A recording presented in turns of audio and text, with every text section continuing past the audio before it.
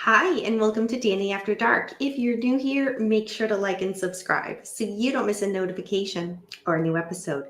Tonight is a book review, and I'm really excited to talk about it. I've had this book since CrimeCon Nashville. Yes, I got it last year. I had to think which one I got it at, and it is so good, and I have been waiting to review it, and I figured now is the time, and I'm curious what you guys think about this because I know the West Memphis 3 is a very popular case. It's also a very controversial case in true crime history. So if anybody has read this book, I would love to hear your input on it. And as I'm going through the book, feel free to talk about the case in the chat. And yeah, we will just kind of hang out and I'll give you guys my review of this book. Before I dive into that, just some administrative stuff. If you guys missed my true crime and chill that I did with Beckham last Friday, please go back and watch it. I put in the description that it's going to be at a surprise location. And as you guys know, it was at the Kitty Cat Cafe and Lounge. And that was so much fun to do the true crime and chill from there. And there was just so much rambunctiousness from the cats in the background while I was there, which I know it was picking up on the mic because you guys were talking about it. But that was so fun. And oh my gosh, all of those adoptable cats and kittens, so freaking cute. So if you missed that, go back and check that out. And that was, I think, the longest true crime and chill me and Beckham have ever done it. We hit the 3-hour mark. Granted, there was a lot to talk about, but yeah, it was a long show. So yeah, get everything caught up with the Karen Reed trial because yeah, I think we talked about that for about 2 hours itself. On Thursday, there will be a live interview on my channel, so stay tuned for that. Just worked the details out tonight, so stay tuned. I will make an event for it tomorrow, and yeah, I'm really excited to have this guest on, so tune into that. And then this Friday will be the weekly True Crime and Chill again. Mr. Beckham, as he said last week, will not be available to join me for that. So yeah, I think I'll be riding this one solo, which works for me. And yeah, we will talk about this week's true crime news, which yeah, there's a lot. There's a lot. Tony Stewart, I see your comment in there. Yeah, lot of stuff going on this week. So we'll talk about it all on Friday. But yes, let's see who's here, and then we'll kind of dive into the book review. So, of course, Tony being the first one here. Good to see you. Kane, hello. Capone. All right, everybody, we're going to do a quick little pause here. Today is Capone's birthday. So happy birthday, Capone. I hope you are having a totally amazing day, just like the amazing person that you are. And again, I'm so glad we got to connect when I was out in Las Vegas. So everybody wish Capone a happy birthday. And yeah, hope you enjoy the rest of your evening because you're 3 hours behind. So it's only like 6 o'clock where you are. So you still have quite a few hours to enjoy your birthday. Happy birthday again, Capone. Let's see, Lil Milky, hello. Renee, the Liz, hello. Me getting into book reviews. It has to be Danny or the cats. I'm guessing you're just here for the cats, but like not a problem. I do have the door open. I know I'm being a little risky here. Usually when I am seriously covering something and I keep the door open, all hell breaks loose behind me, but we'll see. So far, so good. I do have Selena here. She is at the top of the cat tower next to me. So we'll see if anybody else kind of roams through. Hey, PJ. Kane, thank you. They're new lashes. I was very excited to try them out. So thank you. Thank you for noticing. William Eddy, hello. People always forget that it was from West Memphis 4 until Bobby Brown tried new edition. Jesus Christ. Richard, hello. Yes, everybody wishing Capone a happy birthday. Let's see. Risky or risque? God. Okay. So I'm still on my original pair of lashes. James, as I expected nothing less. So it's going to be a decent one. I had to really cut down on some of the notes that I did for tonight because there's a lot in this book. So if you have not looked at the picture for the thumbnail, or if you have not read the description and you're wondering what book am I reviewing, it is this book, A Harvest of Innocence, The Untold Story of the West Memphis 3 Murder by Dan Stidham and Tom McCarthy. So this book, again, as I mentioned, I picked up at CrimeCon last year in Nashville. Hello, Sam Smith. I see you sneaking in the chat there. Charlie, don't approve of makeup, just saying. Sam Smith, you're not wrong. You are not wrong. But so thank you for setting the record straight there. So I was able to get Dan to sign my book. As I was walking around Podcast Row, I did notice Dan's booth, and he was there selling copies of this book. And this is a relatively new book. It just came out in 2023. Again, CrimeCon Nashville was last year in 2024. So this is a very new book. And I was very excited to get it. And I will go into who Dan is because that plays a huge part of this book. So again, I was able to get Dan to sign it for me. And he said to Danny, "It was great to meet you at CrimeCon in Nashville. I hope you enjoy the book. Best regards, Dan." So that was really cool that he was able to sign that for me. So in case you are wondering what makes this book different from other books written about the case of the West Memphis 3, let me tell you. So the description on the back, I'm going to read it to you as is. Again, I typed it all out, so I would be able to just kind of read it right there on the monitor. So it says, in a case based on a lie, only one man knows the truth. Attorney Dan Stidham breaks his self-imposed 30-year silence to expose details only he knows about the infamous West Memphis 3 murders. Exposing what happened will allow him to close the door on a case that has tormented him for years and to help exonerate the 3 innocent young men who spent decades in prison because of the malevolence of police, prosecution, and judge. The West Memphis 3 murder case, which captured America's attention in the 1990s to such an extent it remains one of the most discussed true crime stories even today, has become synonymous with injustice. The details of the case were lurid, horrifying beyond description. On May 5th, 1993, the bodies of 3 8-year-old boys were pulled from a bedded drainage ditch in West Memphis, Arkansas. Their hands bound with their own shoelaces, the boys had been beaten and sexually mutilated, police said. Deep in the Bible Belt, townspeople began to speak of satanic, ritualistic killings and demand immediate arrests. Within a month of the brutal murders, a belligerent police department served up 3 young men from the wrong side of the tracks: Jason Baldwin, Damian Eccles, and of course, who the book is mostly based on is Jesse Miskelly.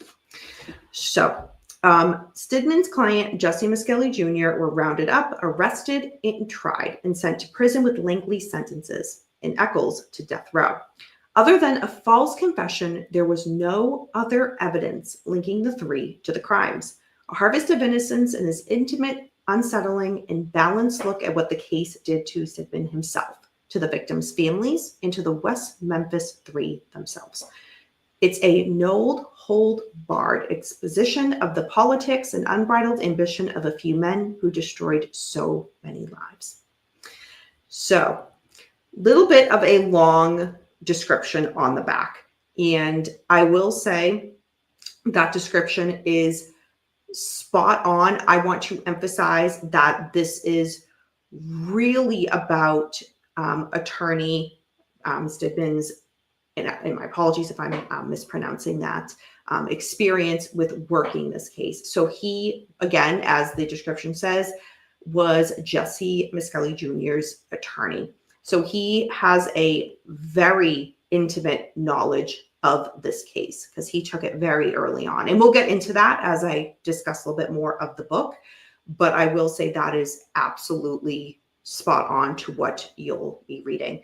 So I'm just keeping an eye on the chat here just to kind of see where you guys are with this. And again, feel free to talk about the case as I'm going through this, because I know this is one of those cases that everybody has heard of, and there's a lot of different opinions and theories on this case. Yes, Liz, you are right. Yep. Damien Eccles played into every stereotype of a Satanist, satanic panic. Yeah. Okay. So the book itself, and I'm not sure, I mean, it does show pretty thick on camera. So it is 337 pages. 22 of those pages are black and white photos, and they're really cool personal photos of Dan, of him with Damien, with Jason, of course, with along with Jesse. There's tons of photos in this book that are photos that you just typically wouldn't be able to just kind of Google and see about this case. So they're, again, very personal photos to the author, Dan. And again, like I said, this book came out in 2023, so it is brand new in regards to the case. Hey, Zach, welcome. Good to see you. All right, so to jump in. So I'm going to talk a bit about the book. I have some quotes from it and then kind of a synopsis of it. So the book starts strong immediately. So right away, you are captured reading it. And I do have a bit of a quote from that just to kind of give you guys the example. So it starts out, "The killer is alive today. I am sure of it. The killer did whatever most people do most days, whatever he has been doing since May 5th, 1993.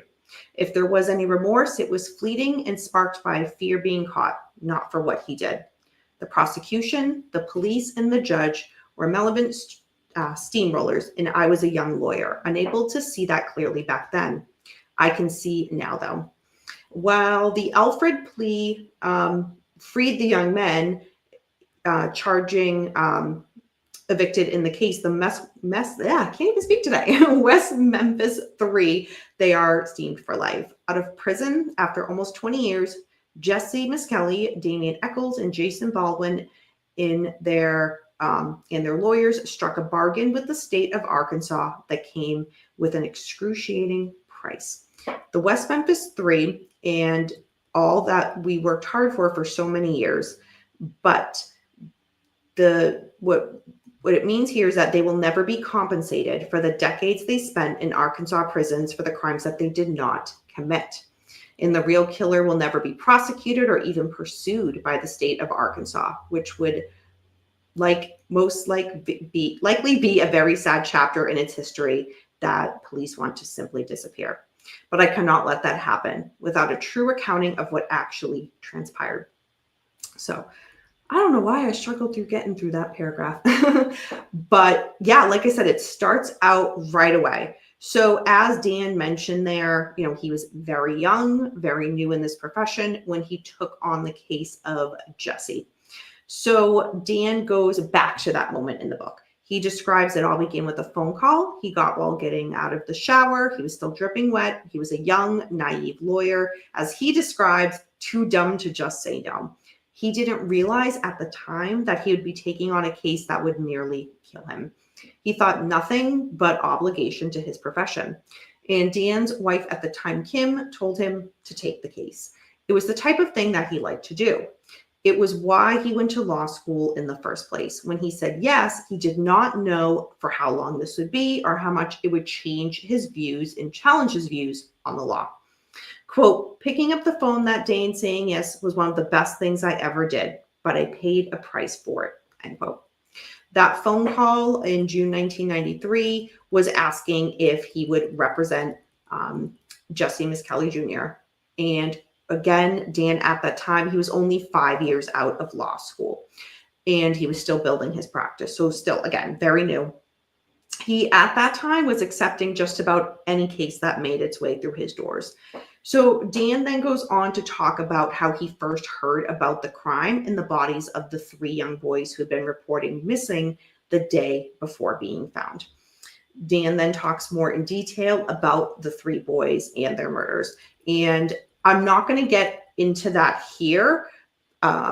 There are quite a few books and information on the 3 young boys, but Dan does go quite a bit of detail into the book. So if somebody is unfamiliar with the victims themselves, there's a lot of detail here in this book to kind of get you caught up to, so you can know who the victims in this case were.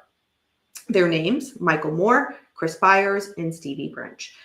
So for anybody who isn't familiar with this case, so they were last seen on Wednesday, May 5th, 1993. They all attended school at Weaver Elementary in West Memphis. They were last seen riding 2 bicycles on the service road next to the interstate around 6:30 p.m. So Dan then talks a little bit more about the history of the West Memphis area.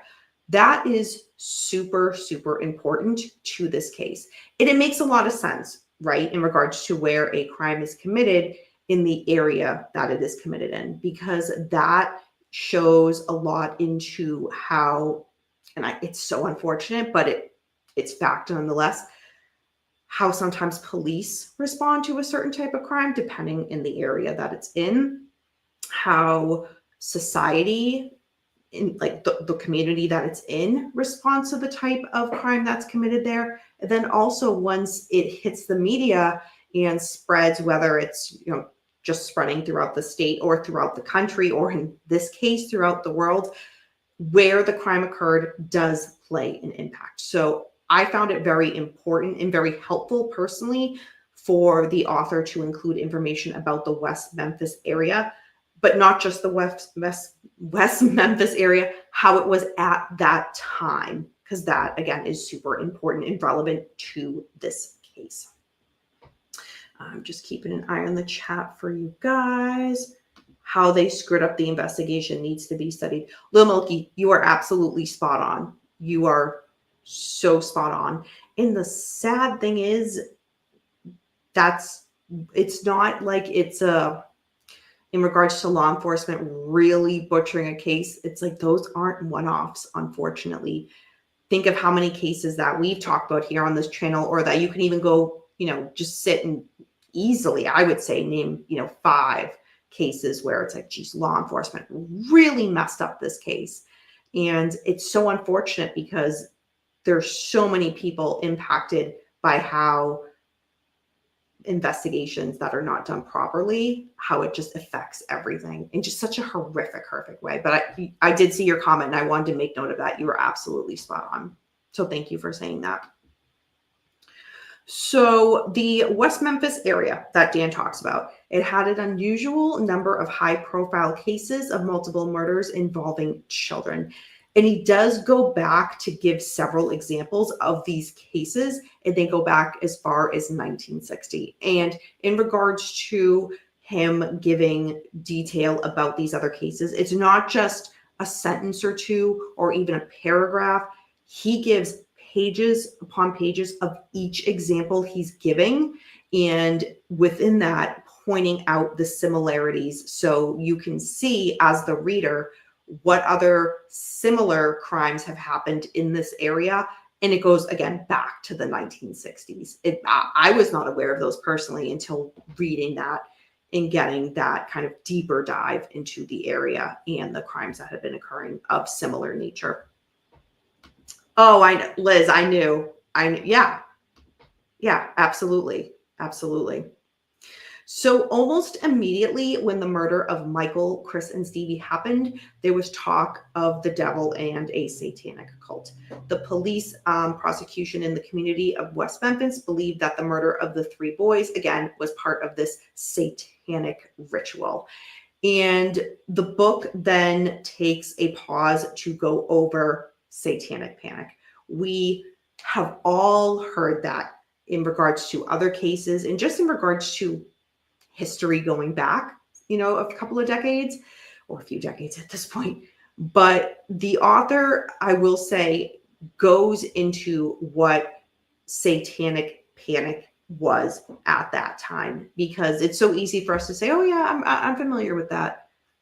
But when you kind of take a step back and do a little bit more of a deep dive of reading about it, there are those details where personally, as I was reading it, I was like, oh, right, I forgot about, that part of it. Or, oh, I forgot about that. But now that he mentions it, that does ring a bell type of thing. So I found that very important also, because depending maybe on I hate to say younger generation, but yeah, the younger generation of maybe, people who are in their late teens who were not around, not even born at the time of when satanic panic was happening.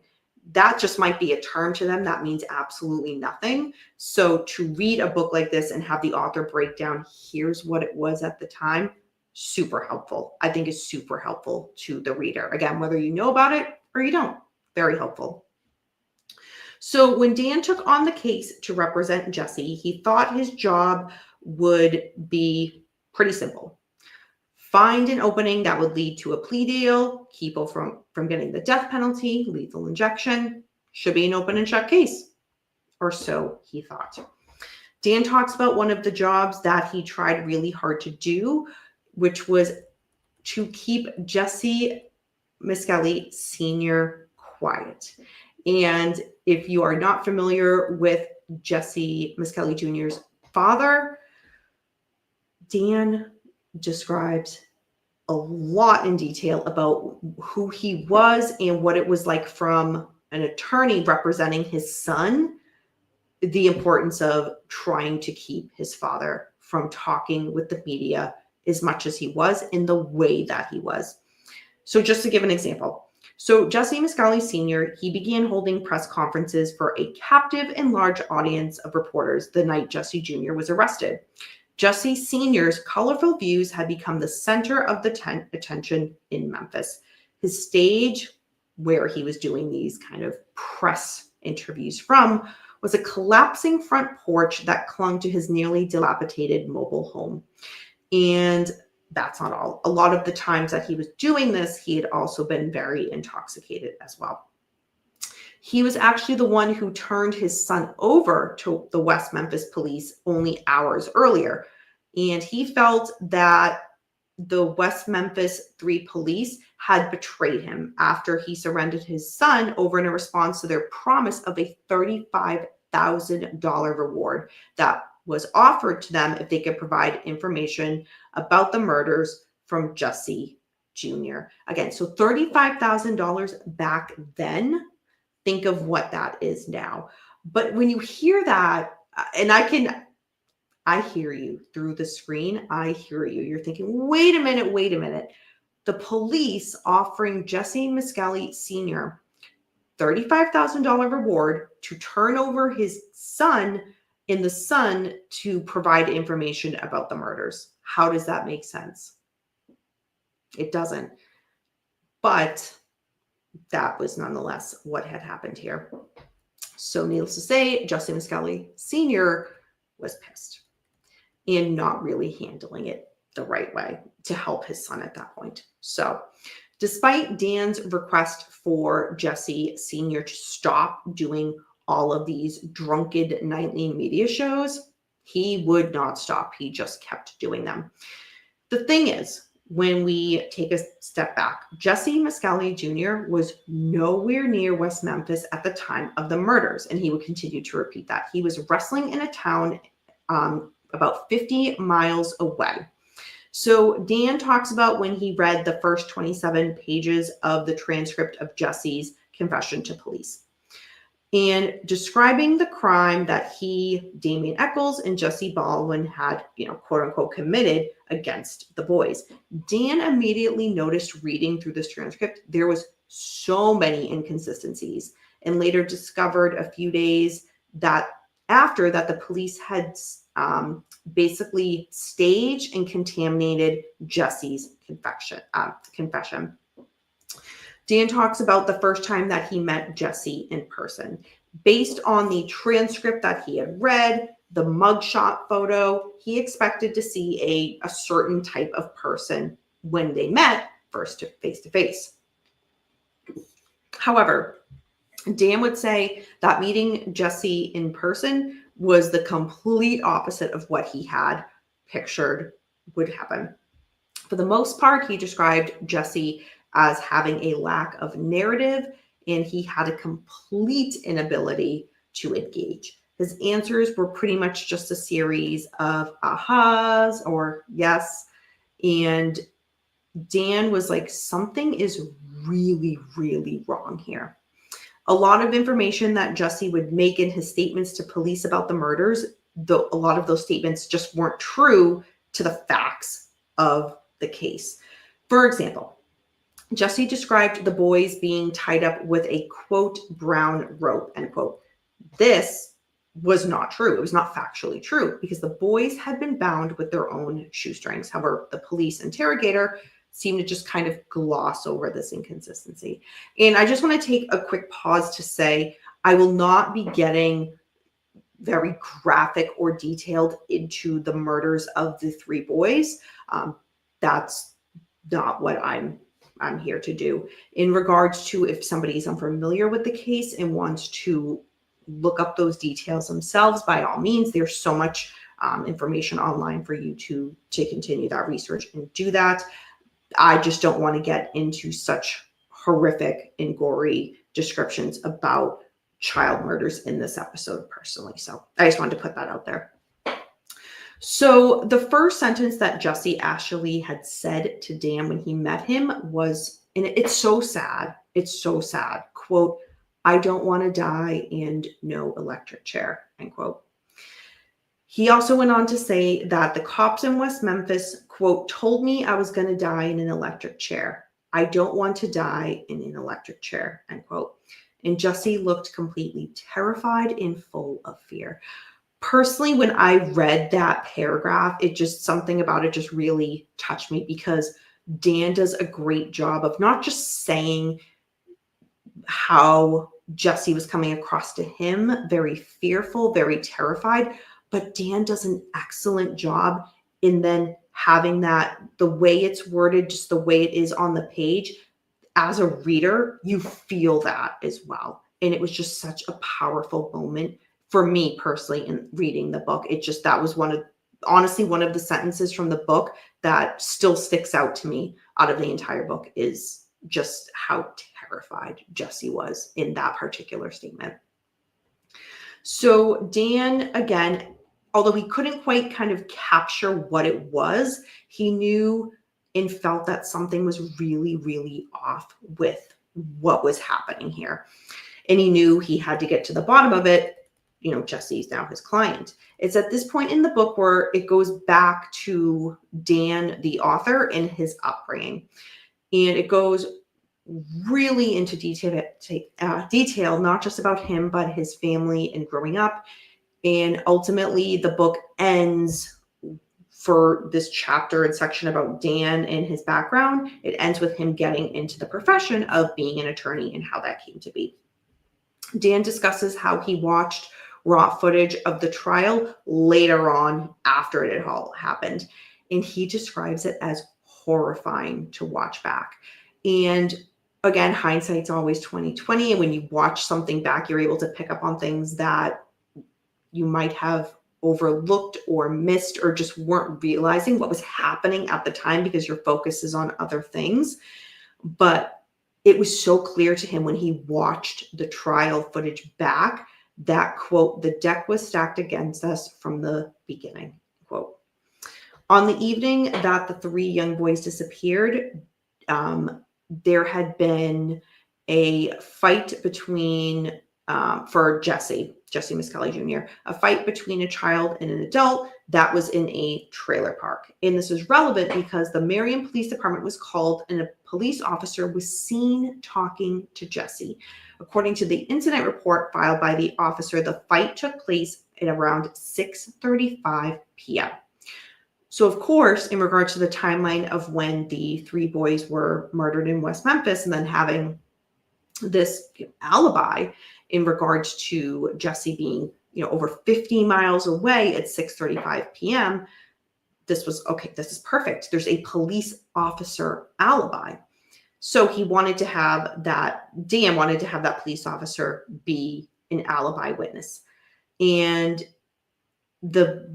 again, just to put it very simply, it would not have been possible for Jesse to be where the boys had gone missing at 6:30 p.m. and then be so many miles away from the scene at that same time. It just was not possible.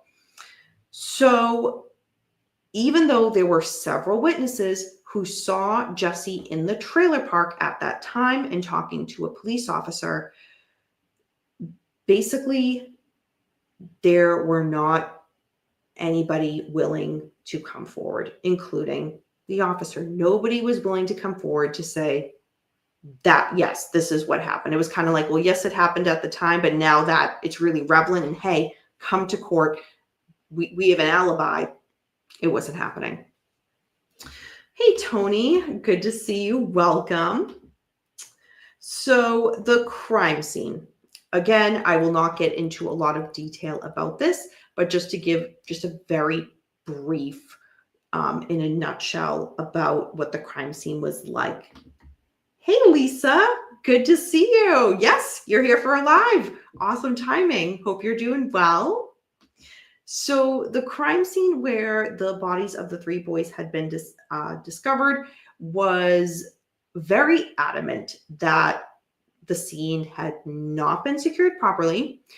Therefore, a lot of potential evidence had been lost. And after searches that found the first body, the entire crime scene was then trampled, especially by the creek bed. And the thing is, the coroner arrived nearly 2 hours later. Let me repeat that. The coroner arrived nearly 2 hours later. Think of that amount of time and think of that evidence, that anything that could have been preserved in that time frame, gone. The pathologist, Dr. Frank Peretti, who examined the bodies, was also not board certified. He had taken the exam for board certification several times, but he failed it every single time.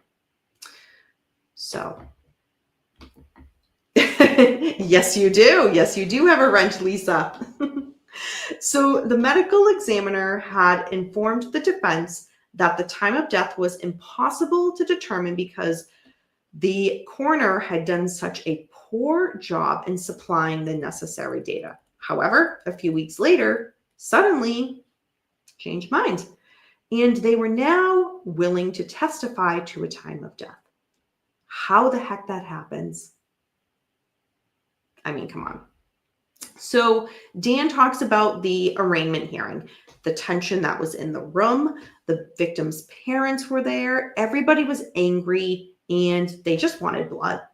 The defendant's parents were there and they wanted this nightmare to end. Cameras were everywhere outside. And at the end of the arraignment hearing, murder victim Stevie Branch's father had actually jumped and lunged at Damien Eccles, screaming to find justice in hell. Hey, Anastasia, good to see you. I was just watching. Oh, very interesting. Liz, I thought the exact same thing. Yeah, like I said, we could all easily think of probably at least 5 well-known cases where the law enforcement, first responders, crime scene analysts just completely messed up the case. And there's just no going back when that happens. And sadly, this is one of those cases. So Circuit Court Judge David Burnett, he plays such a big part in this book, and not in a good way. So if anybody's familiar with this case, if you aren't familiar, get used to the name Judge David Burnett, because it's going to be brought up throughout the book. And each time it's brought up, it is not for good reasons. So he was the one that was going to be overseeing this trial. And Dan described at length in every chapter of this book, again, like I mentioned, things that happened during this trial in this case that were a direct result of Judge Burnett just not abiding by the law, basically. And that's scary when judges don't do that. So the note I have, I think at the time of the book, I was being when I was doing these notes, I can clearly tell I was being generous when I said, he's not spoken in the best light because of his handling of the case. I mean, that's putting it mildly. And as the book goes on, if you're not familiar with the things Judge Burnett did, you're going to get very frustrated and then angry reading it, just because you're like, this is not the way the justice system is supposed to work. And you would be absolutely right for thinking that. And Dan, as he recounts this, has those same thoughts as well. So representing Jesse Jr., Dan had to learn all about his past and growing up. And Dan would learn that Jesse Sr. had continuously ignored pleas from the school and mental health workers to allow them to help Jesse Jr. They had asked that Jesse Jr. be put in a special education or research classes, but his father adamantly refused. Jesse simply could not function, yet he was instead just kind of passed around from grade to grade each year. And we all know cases like that. Unfortunately, that still kind of happened to this day, where teachers will just kind of pass, where kids are just passing by to go to the next grade to basically kind of shuffle them off and to be somebody else's problem to deal with for the next school year. And that's what happened to Jesse. He'd also been bullied by his classmates, and Dan makes the note, most likely tormented.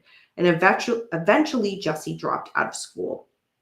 By late September 1993, Dan knew that Jesse McCarthy was innocent. So you read about Dan kind of, again, as I mentioned at the beginning of the book, kind of questioning things like, something's not right here. Something's not right. And then getting a little piece of the puzzle, which would make him think something's really not right here. And then another piece and another piece. And where Dan's mind is headed and where he's going to get to that aha moment. And you follow along with the book. And then there's a point where, again, September 1993 is when Dan has that Jesse McCarthy's innocent moment. So to read how the author had got to that realization, very powerful. And then to have that moment click, then the book just takes a complete turn in a really good way, because now Dan's frame of mind has completely shifted in regards to helping his client. At the end of the day, he was going to help his client regardless, but now it's much more personal, because he's like, this kid is completely innocent, and here's what he's up against. And the author doesn't yet know, all of the barriers and obstacles that's going to happen. Us as an audience who's familiar with the case, we know what's going to happen, but Dan does a really good job of describing all these moments for what they were in the book in the moment, without that hindsight of what is to come, with that forecasting of what is to come. So it was really, really good as a reader to be able to kind of follow that line of thinking, because he doesn't do what some other authors do in books, which really personally just drives me crazy, but that's just me, where they'll kind of talk about something as it's going on, jump ahead to reference something, and then jump back, and then kind of jump ahead and jump back. You go through the whole story in chronological order, which is very, very helpful, I think, to the reader. And just personally, the way I like to read books, the way they're laid out. So that's just me. Hi, Karen Diamond. Welcome. Where did you come across such a very small? Oh my gosh, Karen, thank you. That is so sweet. Thank you so much. I hope you're doing well. Okay, so, and where were we with Jesse? Okay, so yes, the judge, and learning about Jesse's past. So Dan and Jesse had finally received a plea offer, and that was something that they had been expecting. And the state was willing to take the death penalty off the table in exchange for Jesse's testimony against his friends Damian Eccles and Jason Baldwin. In exchange for this, Jesse would get life in prison with the possibility of parole. So Dan met with Jesse, his client, and he presented the plea offer. And Jesse was very confused. He expressed very clearly that he did not want to accept the offer, but he also did not want to spend the rest of his life in prison. Dan was horrified to learn that when Jesse Miskelly Sr. would do his drunken nightly news conferences from his dilapidated porch at his mobile home, Jesse Sr. had named all of the alibi witnesses that could corroborate his son Jesse's whereabouts that night. So the news crew had recorded and broadcasted that. So all these names of these people who could say, yes, I was there, was put out to the media. So as we can expect in a case like this, those witnesses would then never go on to testify for fear of being dragged into this case. And we all know, we're sure law enforcement went to them and just basically was like, keep your mouth shut. Just keep your mouth shut. I'm just adding that part. Dan did not say that. I'm just adding that. From how we hear law enforcement reacted to this case, that would not be surprising because we see that happen in other cases too. But again, what the author does state was that there was a lot of fear that they were going to be dragged into this themselves. So we are now introduced to, and I'm totally going to butcher this name, Dr. Richard Ofshe, spelled O-F-S-H-E. So Dan had reached out regarding the concept of interrogations and false confessions. So let's take a step back. Back then, that was not a popular concept. There was not a lot of literature and research on false confessions in regards to interrogations. And now we talk about it, and it's much more of a common thing. And then there's a lot of reasons for it, right? Back then, not so much. So Dr. Richard Ofshe agreed to help after reading over the confession that Dan had sent. And he said, quote, "That's the stupidest fucking confession I've ever read. I want in on this case. I will consult you for free, and I'm coming out to Arkansas to visit with Jesse Miskelly myself," end quote. So December 15th, 1993, Dr. Ofshe did come out and met with Jesse. And after he met with him, he said to Dan, quote, "Dan, your client is innocent," end quote. Now we are introduced to Warren Holmes, a polygraph expert.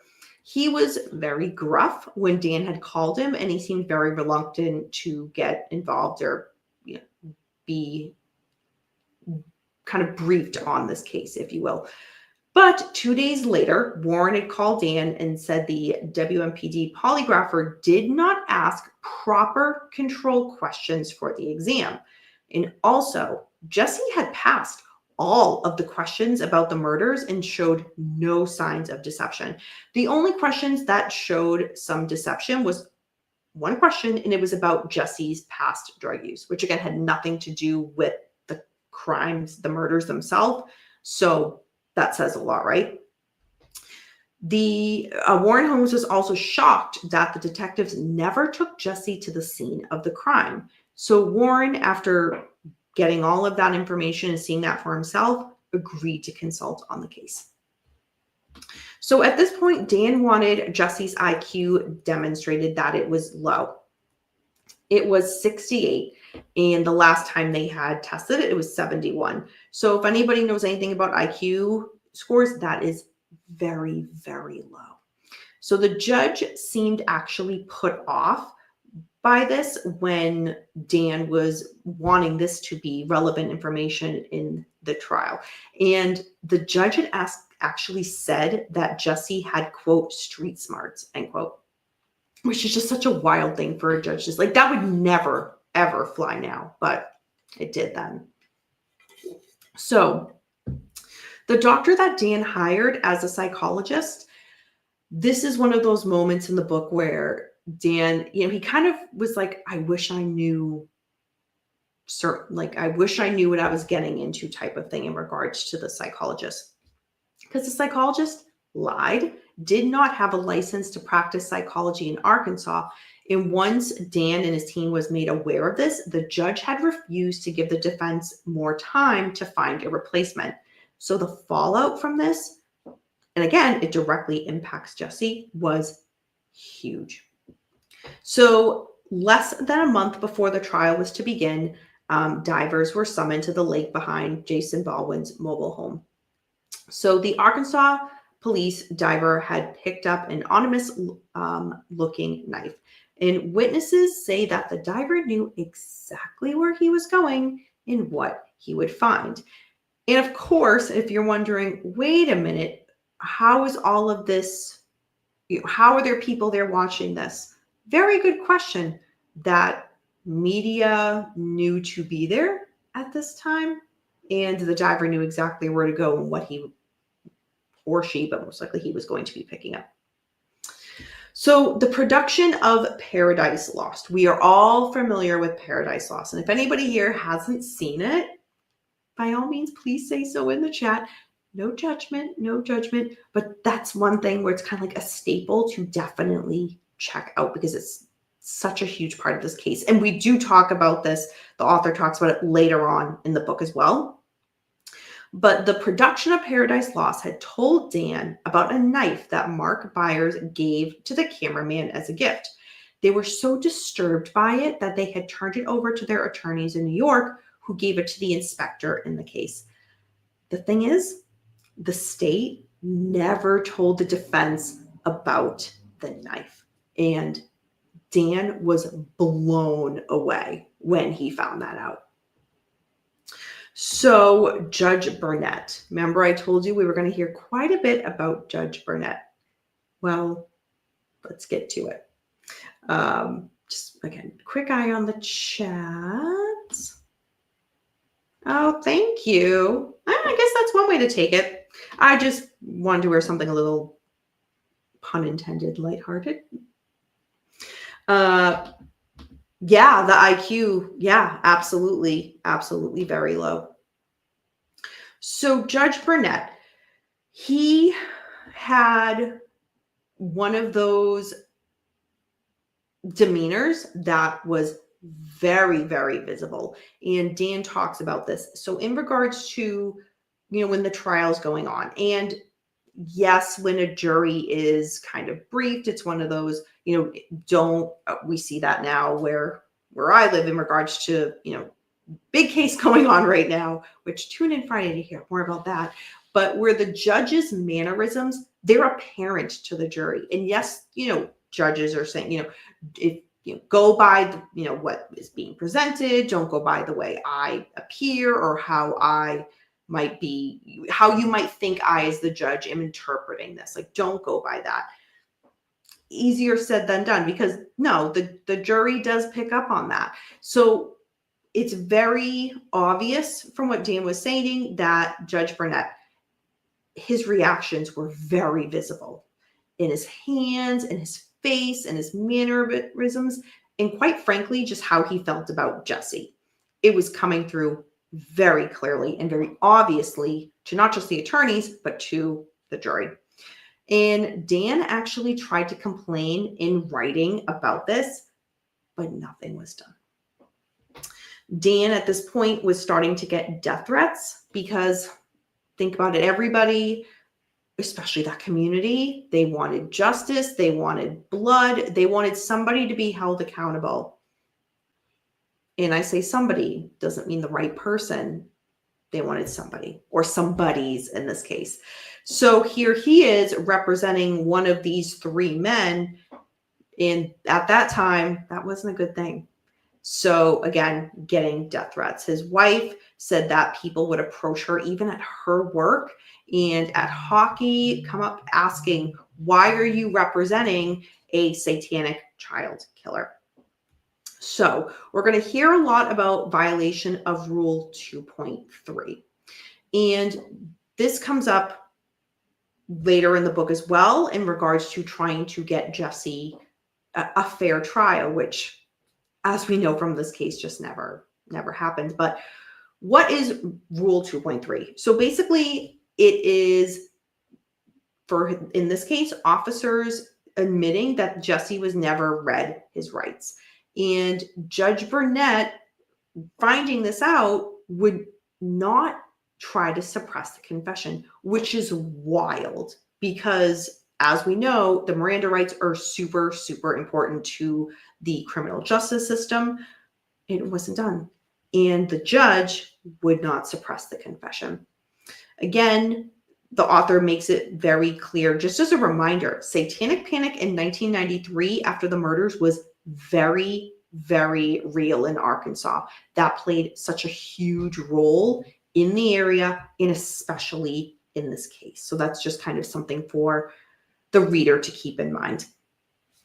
So Judge Burnett had chose the location of Corning, Arkansas as the site for the trial of Jesse Misskelley. And right before the start of the trial on January 26, 1994, the state offered 50 years in exchange for Jesse's truthful testimony against Damien and Jason.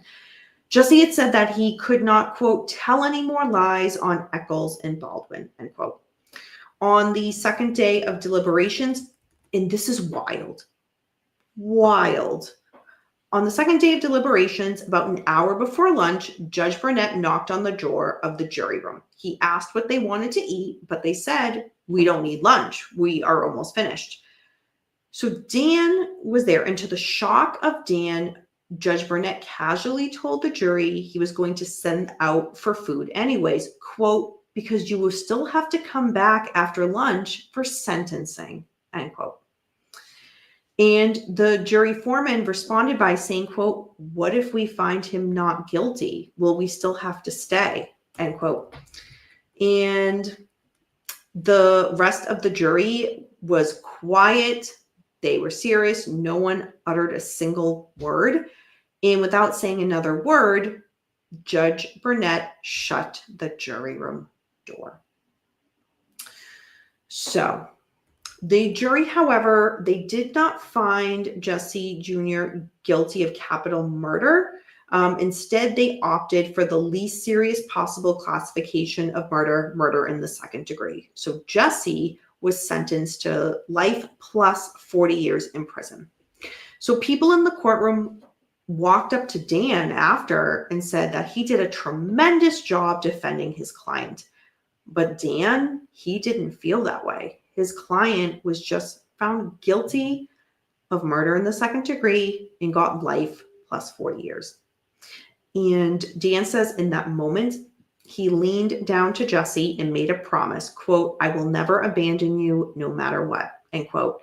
He also told him, "I will get you out of prison one day or die trying. This isn't over, I promise." So 3 days after Jesse's sentencing, here we go. Lost my place here. Okay. 3 days after Jesse's sentencing, Dan had received a call that Jesse had, quote, confessed, end quote, to the county deputies on the way to prison where he would serve his sentence. The thing is, Dan had told the officers to specifically not talk to Jesse about the case under any circumstances, the officers who would be driving him to where he would be serving his sentence. And think of why Dan would have said that. Think of all that we have learned about Jesse, about his IQ, about how he just socially is in regards to conversations, which is not very sophisticated. And I've only given like a few examples here, but Dan, the author, gives a lot of examples of conversations that he had where this was very, very apparent. So what happened here? The officers, deputies had told Jesse that they wanted to talk about the case, and they assured him nothing that he said could be used against him later, even though that wasn't true. So Dan was livid and made the 3 to 4 hour drive to speak to Jesse. He asked him, "Why would you speak to the officers?" And the response that Jesse gave was, quote, "I don't want to be here for the rest of my life," end quote. Also, the deputies had told Jesse, kind of tell us that there'll be no repercussions from this. And while you're locked away in prison, Damien and Jason will be having sex with your girlfriend. So they were basically using Jesse's own mind against him, and just like any little fear that they could just plant the seed and just get him agitated to talk, they did, which is so unprofessional. I mean, beyond unprofessional. So February 16th, 1994, there was an order signed to have Jesse brought back up from prison to the jail. And the order had stated the transfer was necessary for the, quote, "purpose of testimony," end quote, in the Damien and Jason trial. Dan was, again, livid because this order was signed without his knowledge or consent. He's still representing Jesse, and he knows nothing about this. Dan says it was very clear that Judge Burnett would stop at nothing to try to get Jesse into testifying in the upcoming second trial against the other gentleman. So the next day, Dan, being made aware that Jesse was at a prosecuting attorney's office, Joe Calvin, Dan had said that what he was being told was his client was about to give a statement. And Dan, again, absolutely livid, because he made it clear under no circumstances is any statements from his client supposed to be taken, nor are they to speak to his client, Jesse, unless Dan was present. Again, Dan still being his attorney, even though he was tried, found guilty, and given the sentence, Dan is still representing Jesse. So Dan drove over to that office right away, the office of Joe Calvin, the prosecuting attorney. And Dan wanted to speak to his client, interrupted in private. But of course, a few minutes later, the prosecutor, again, basically fearing that Dan would convince Jesse to decline to make a statement, was coming back in that room, basically not even giving them that opportunity to have that private conversation. So Dan had called Judge Burnett at his home and reminded him what was happening was unconstitutional. Judge Burnett, however, he didn't seem too interested in Jesse's constitutional rights. He advised Dan that he had earlier granted, quote, "use immunity," end quote, to Jesse, and other prosecutors did not need Dan's permission to speak to him, which is outrageous, absolutely outrageous. And every time Jesse spoke to police, there was a new version of events. And again, he would speak to them again, and there would be another version of events that had happened. Jesse, the thing is, he didn't understand what he was doing, or he just wanted to get out of jail. He just simply wanted to get out of jail and really did not have the IQ or the intellectual awareness to realize the situation for what it was and what was happening. He could not comprehend it. Not that he didn't want to comprehend it, he could not comprehend it. So the state kept meeting with Jesse without the knowledge or consent of Dan. Dan would find out and just be absolutely outraged. So this was an indirect violation of Jesse's constitutional rights. So Dan met with Damien's attorneys, and they decided that each defendant should file their own separate motion for prosecutorial misconduct, because there were issues happening across the board, but they were slightly different for each client.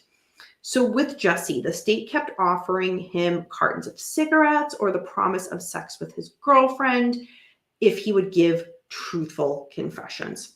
So Dan filed a motion on February 23rd requesting 3 points of relief for the blatant prosecutorial misconduct that was occurring. The day of the hearing on the 3 separate motions, Judge Burnett moved all of the lawyers and court reporters out of the courtroom and outside of earshot of the media.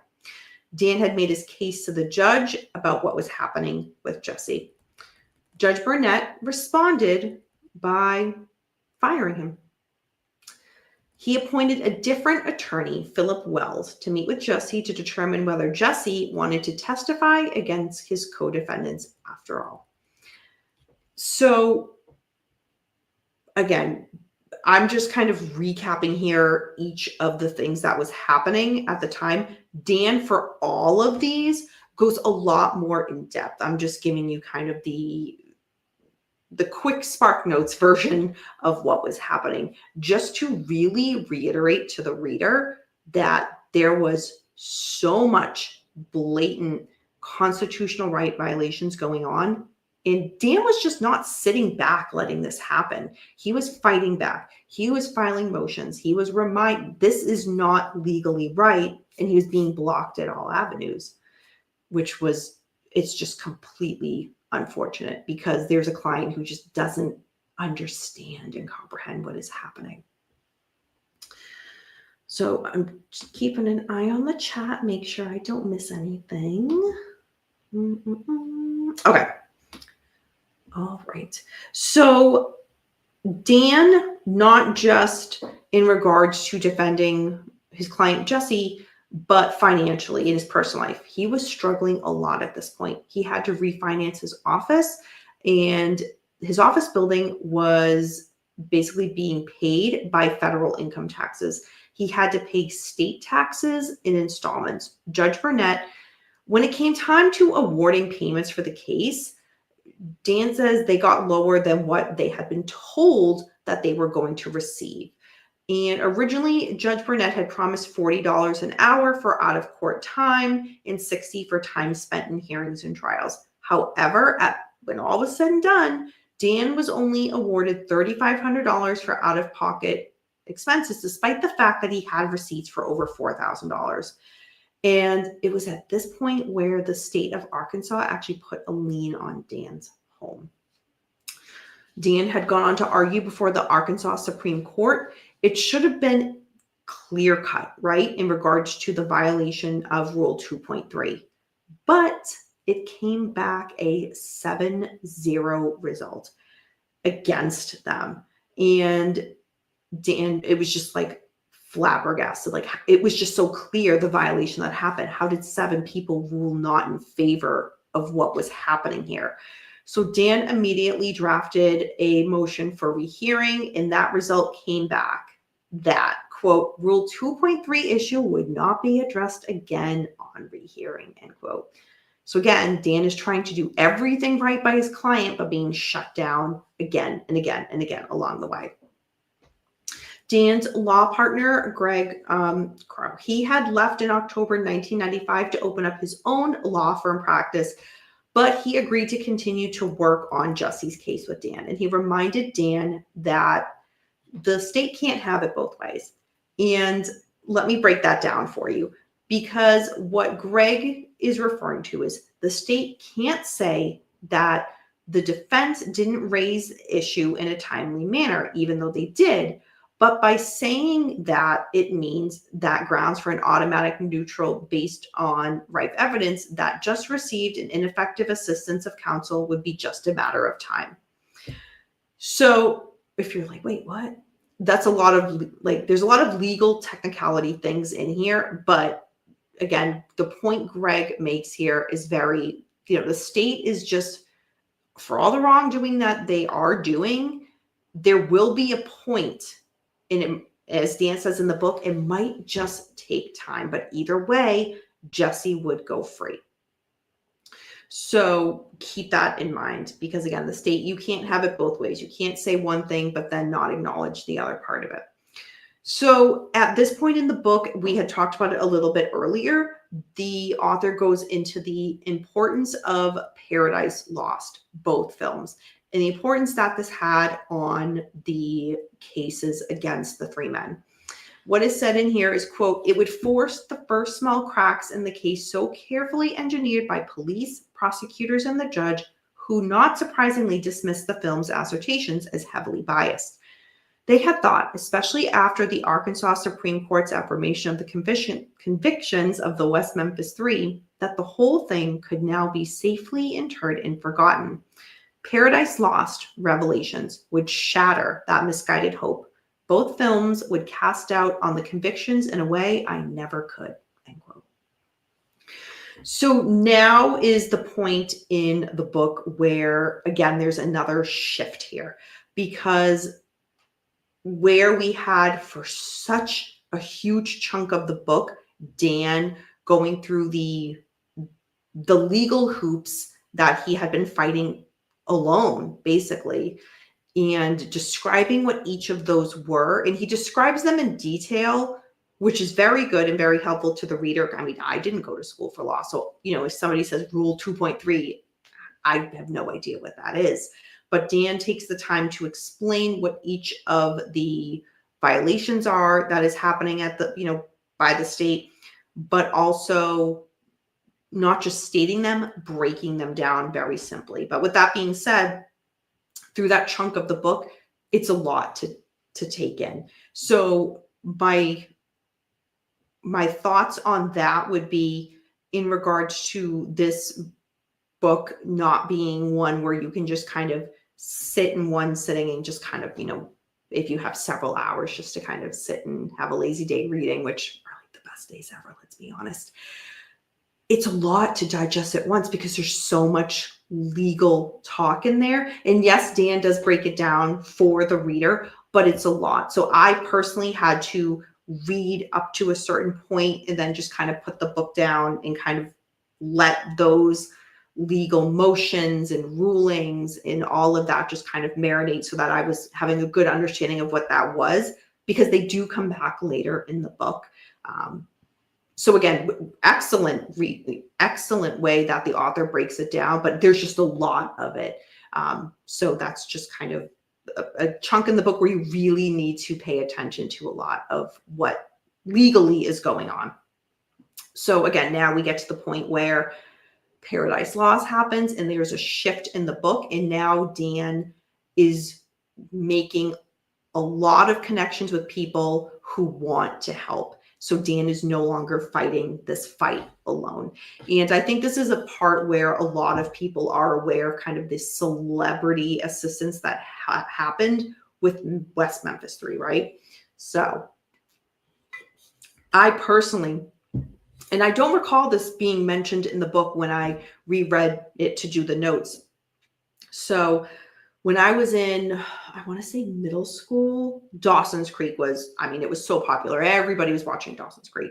I didn't honestly care for it. It was like, everybody else is watching it, so I'll watch it just so I can be up to par with what's happening conversation-wise in the cafeteria at middle school during lunch. But I wasn't obsessed with the show.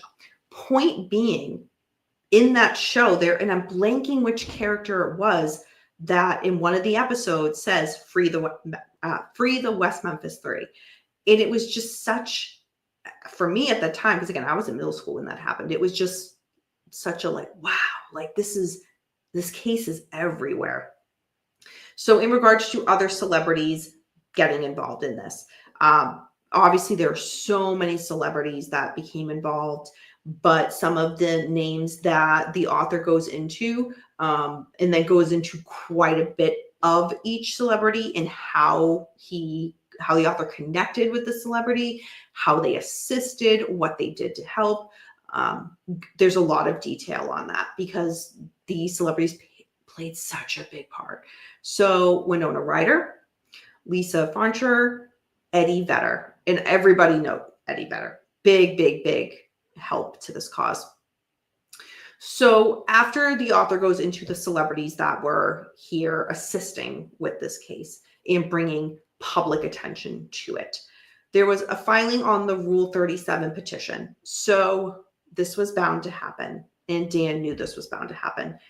Basically, the Rule 37 petition is ineffective counsel. And Dan says he was, without second thought, he was willing to fall on his sword for Jesse.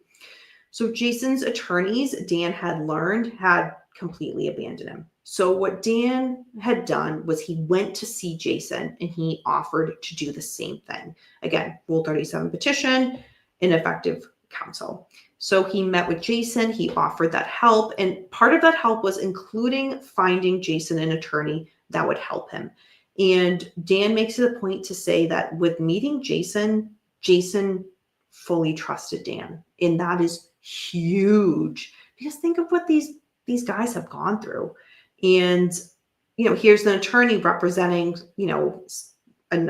somebody else who was involved in this, who, the state wants to, saying like basically turn on one another, but Jason fully trusts Dan.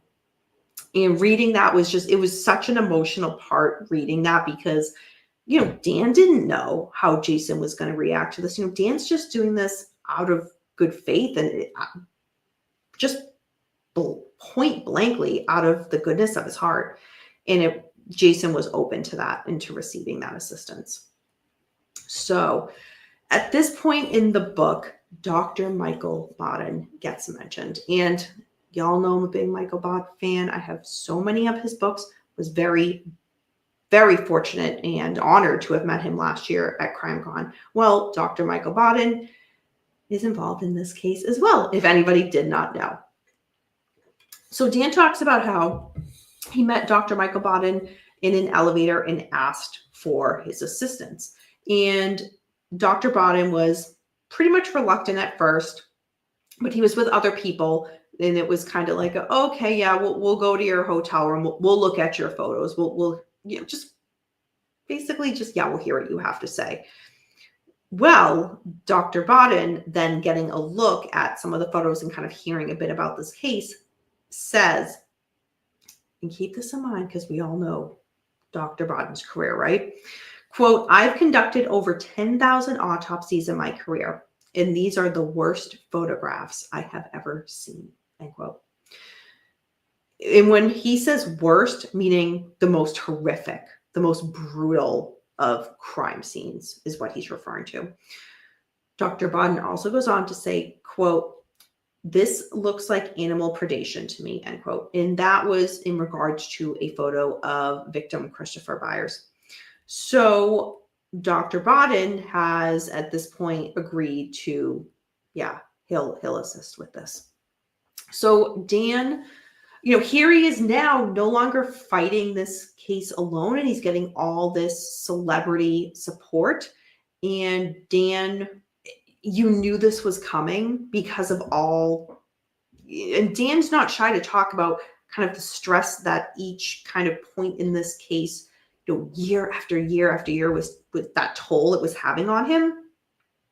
And it gets to a point with the book where it's like a breaking point. So Dan describes, again, the emotional toll this case had on him. An example that he provides is he was suffering from consistent nightmares where he would wake up in a cold sweat and he would see the 3 dead boys standing at the end of his bed.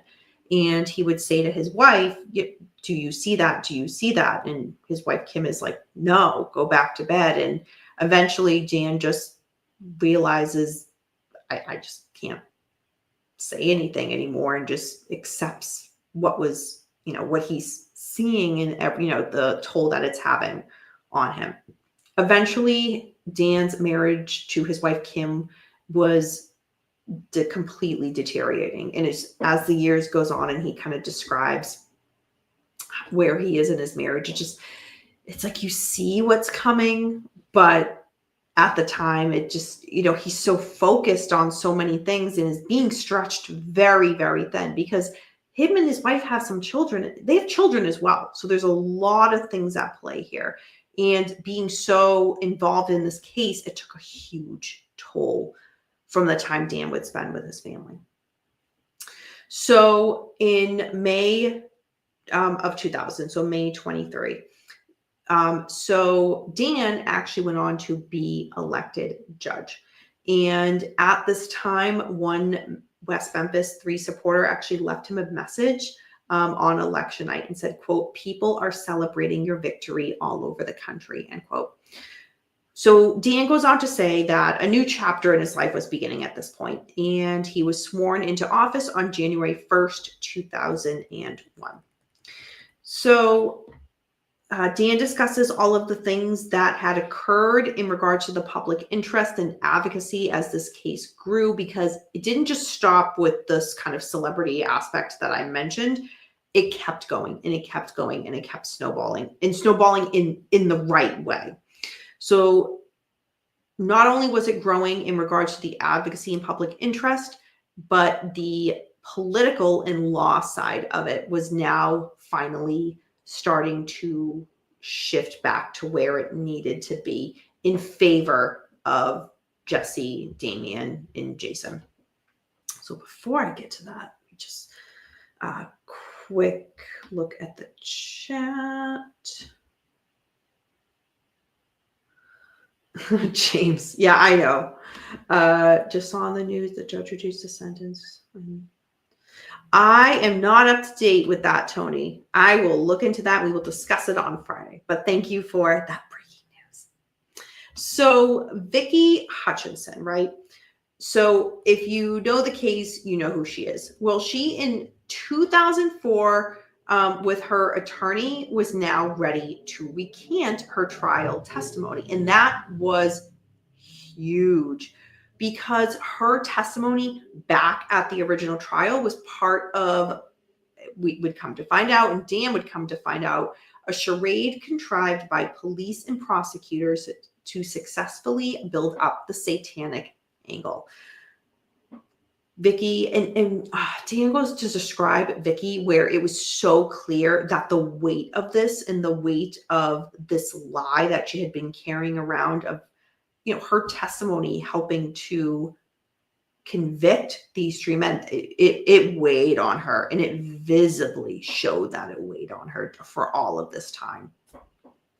So back to March 2008, as I'd mentioned, Dan and his wife, Kim, their marriage had been deteriorating. Well, at this point, they officially divorce. And Dan makes it a point that the day that he was officially divorced, it actually fell on his birthday, which was just so sad to read. It was just so sad. It's just, you work so hard to build this life and to build this career, and it seems like everything just kind of shatters down. But nonetheless, Dan continued on and did not ever abandon Jesse. So what had come to fruition now was, again, a lot of time had passed compared to back when the first trial occurred. Remember earlier that the author talks about false confessions. Well, now a lot more research has been done into that. And that is one of the things that the author looks at is, let's revisit this false confession phenomena, if you will. I think that's the best word to describe it. And so much more has happened, and the author makes the point to say, let's look at that. Let's look at what has happened. Let's look at what the research has shown. And the author does that. The author provides several examples of where this has occurred. So it's not just the author saying, yeah, there's been research and it has found this. He shows that in a lot of different detailed examples, which is, as a kind of, the psychology nerd as I am, that's the type of thing I love. So when, I get to read about cases like that, I'm all in. But even if you aren't, it's a very helpful part of the book, because that's still something that I think a lot of people still, we're in 2025 right now, still question, right? If you didn't do it, why would you confess? Simple question. It's so much more what's the word I'm looking for? It's like on the tip of my tongue right now. It's so much more I can't think of the word. It's like on the tip of my tongue. Complex. That's the word. It's so much more complex than that from so many different angles. And I mean, you can look up studies now. There's hundreds of studies on this. Back then, not so much. But now the research is there. So the author makes the point to discuss that. So there is a chapter on Jesse, because as we mentioned in regards to his, cognitive functioning, his cognitive abilities, and his IQ, Dan very early in the book realizes, that that Jesse has a very low IQ in cognitive understanding. So at this point, again, we're way into the book at this point, but Dan makes it a point to revisit that. And again, think of how the field of psychology and testing has, has changed since the trial has occurred. Well, we're able to talk about that now in a more up-to-date look in regards to Jesse's cognitive level based on several meetings that he had with different forensic psychologists. And Dan goes into detail about how each of those meetings went with each of these different forensic psychologists. And in the end, they're all seeing the same thing in regards to Jesse and his cognitive functioning and abilities. So in September of 2008, that is when Dan would give his testimony in regard to the Rule 37 hearing for Jesse. So Dan had spoken about everything that had occurred in the first trial in regards to his role in representing Jesse, but more specifically in regards to Judge Burnett in the judge's wrongdoings in the case. We all remember that example I talked about earlier in regards to those jurors saying, we reached a decision. We're good. We don't need lunch. And the judge kind of putting out there, well, no, you'll need to be here for sentencing, already assuming that Jesse's going to be found guilty. So Dan brings that up in this hearing. He brings out everything. Needless to say, Judge Burnett is not happy with him. But if you want to, I'll just leave it at that. If you want to hear how that played out and the judge's response to Dan for this, I'll have to read the book. But it's very, very, very interesting. So August 18th, 2011. So now we're jumping forward. Dan received a call that Jesse, it's like out of the blue, that Jesse's getting out of jail. And that was because he was going to be taking the Alford plea. Dan was totally left in the dark about this. He knew nothing of this. And he says he felt he was the last to know. And during that phone call, he was told that the other guys had, that Jason and Damien were going to get out. And then it was decided, well, no, it has to be all three of them. And so it was basically like, oh, by the way, Jesse was an afterthought type of thing. And Dan is like, wait a minute, like starts to process that mindset of like, why would they leave Jesse behind? The state wanted him to roll over and testify over and over against them. And that really wasn't playing out the way the state had wanted. So why would they then leave Jesse behind? But as quickly as that thought comes in his head, it's like Dan doesn't have time to kind of process that. So now we flash forward to Dan is in the courtroom with Jesse, with Jason, and with Damien. And that court meeting is where they were going to be taking the Alford plea and making it official. And Dan is very specific in setting the scene of that courtroom hearing and meeting. The shackles that were on these guys, how just pale and how, I don't know if the word is poorly they looked, because prison life is not an easy life. And it showed. These men have been in jail for so long, and it showed. And it was just, Dan was very descriptive. So you really feel like you were there and you're seeing this unfold. So again, the men accepted the Alford pleas and made it official. So now there was the aftermath of these men getting out of jail. And you would think, okay, well, they're out, it's done. No, not even close. And Dan describes the legal hurdles that all three of these men still had to face. And Dan, throughout all of this, is still a part of this with Jesse. I mean, so much time has passed and he's still not going back on the promise that he made Jesse decades before. Judge Burnett is not happy about this and writes a complaint about Dan, and it basically went nowhere. And the only reason Dan found out was because it got rejected. So then Dan was basically made privy to it. And a copy of the text for that is in the book, and it has Judge Burnett citing all of these things against Dan. And one of them is, yeah, he's a judge, but still representing, Jesse just Kelly Jr. And it's just like the judge, such a POS, like seriously. But Dan goes into a lot of detail about that. But it's just one of those examples of like Dan just continuing to honor his promise and really try to do right by his client, by Jesse.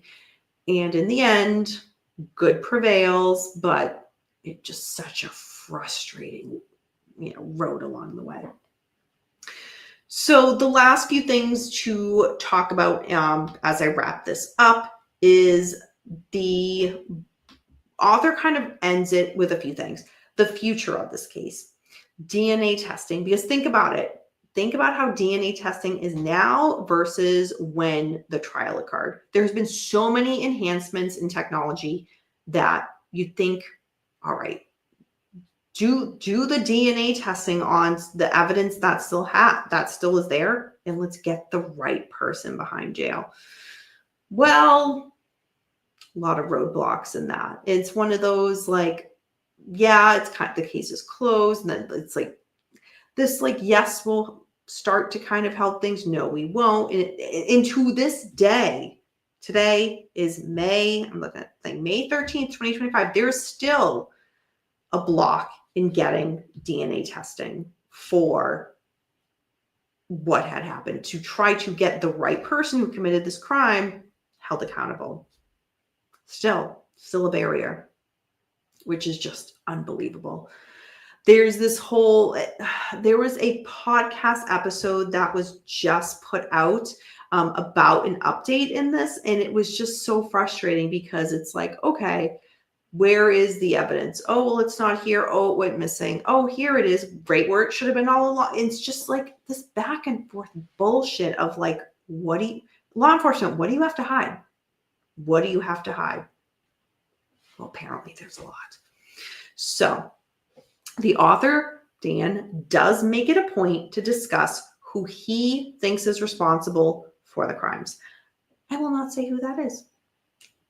Get the book and read it so you can find out the author's theory on, because the author mentions several people who were kind of after the fact, after the guys took the Alfred plea and were out, like who else could have been responsible for this crime? So there's all these other like, floating theories of like, could it have been this person or that person or that person? Well, Dan makes it a point to be like, here's who we most likely think had committed the crime and why. And again, get the book to find out who that was and why the author thinks that is the case. So the book ends with Dan's thoughts on the men taking the Alfred plea, as well as Dan reflecting on all of this time and being involved in this case. The good in regards to now his client is out, wasn't under the best circumstances because, when the Alfred plea, we all know what the Alfred plea is. It wasn't that he was exonerated and his name was cleared. He still, Jesse still has this on his record. So, that wasn't what Dan had set out to do. But at the end of the day, Jesse is home and Dan never abandoned that.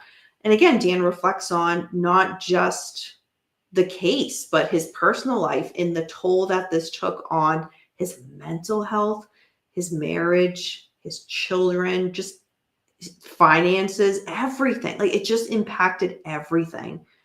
But Dan, and this is just me outside looking in after reading this whole book, is just, we need more Dans in this world. We need more defense attorneys like Dan who, he could have just walked in and said, yeah, things aren't right here, but, let's work, let's get a plea, bada bing, bada boom, and move on. But he's like, no, something's not right here. And did the work and dug and did the research enough to know that, wait a minute, my client here really did not do this. He's innocent. And I'm going to do everything in my power to make sure that he doesn't go down for this. And then again, with all the cards stacked against them. And he never lost sight of, you know what? Things will turn. Things will turn. We need more attorneys like Dan in the world. So, all right. I just threw a lot of information at you guys and gals. So that is the book. And again, Harvest of Innocence, the untold story of the West Memphis 3 murder case. I definitely recommend this to everybody. Not just if you're just into true crime, but also if you're into the West Memphis 3 case, especially if you're into this case, because this is a book you don't get this perspective. You can't just go buy another book and get the perspective that is written here, because this is, again, the attorney who was with Jesse throughout this whole time. So you don't get that anywhere else. And if you're not into this case and think, well, gee, am I going to jump into something where, I don't know all of the background that has been out there for so long? That is fine. That is fine. You will not be left behind, because the author makes it a really good point and good knowledgeable points, and just really sets the scene from taking you from the beginning to the end in a chronological order, which I absolutely love. So that if there is a reader who does not know anything about this case, you won't be left behind.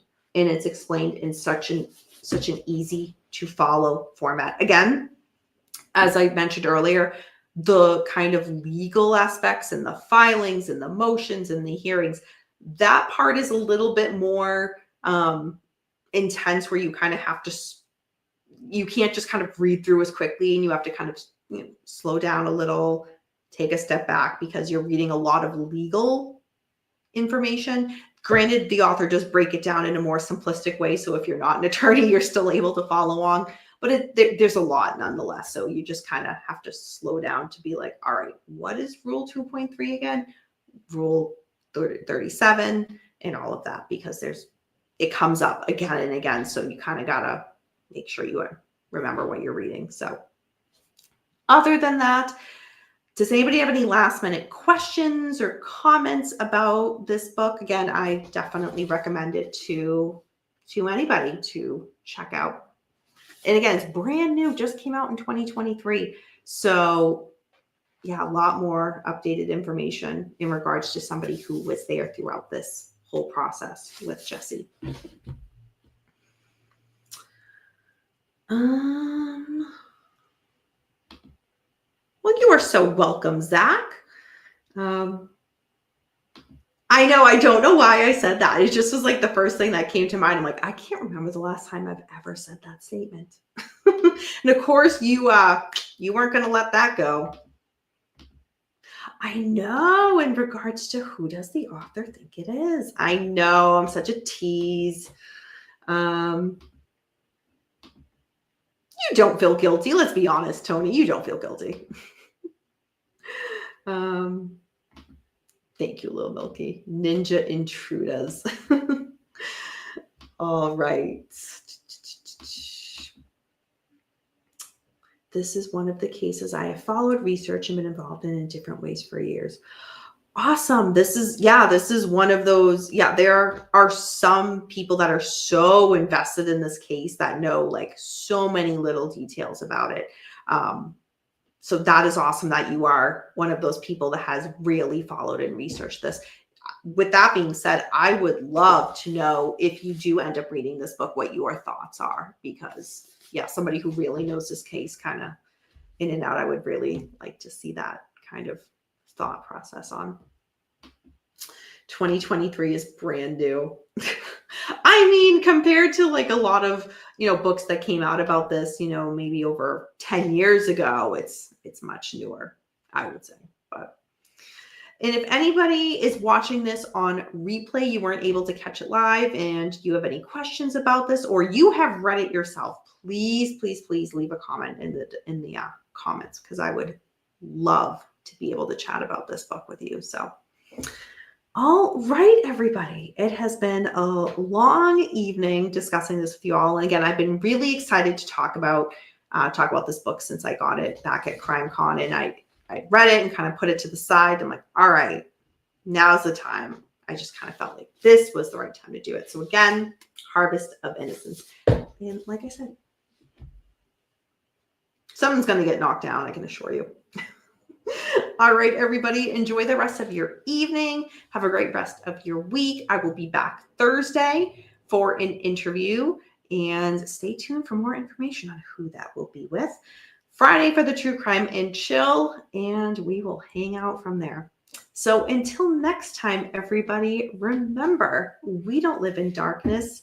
Darkness lives in us. Bye.